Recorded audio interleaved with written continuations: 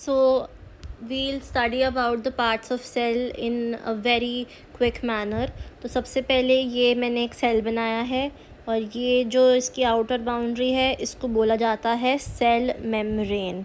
This is known as cell membrane. Okay, now कुछ cells में जैसे कि अनियन पील का जो सेल है उसमें इसके आसपास भी एक बाउंड्री होती है. अनियन पील्स का मैंने एक एग्जांपल लिया है. उन सेल्स में सेल मेम्ब्रेन्स के आसपास भी एक बाउंड्री होती है जिसको बोला जाता है सेल वॉल.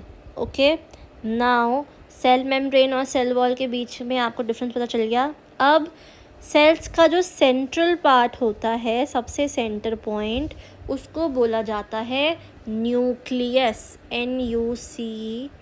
NUCLEUS, उसको बोला जाता है न्यूक्लियस. ठीक है, और the space between the cell membrane and the nucleus, यानी कि जो स्पेस सेल मेम्ब्रेन और न्यूक्लियस के बीच में, ये वाला हिस्सा, the space between the cell membrane and the nucleus, इन दोनों के बीच का ये जो एरिया है जो मैं येलो से मार्क कर रही हूँ, this is known as cytoplasm. This is known as cytoplasm. Okay, so ये आप सेल स्ट्रक्चर को अच्छे से अपने दिमाग में फिट कर लो कि क्या होता है.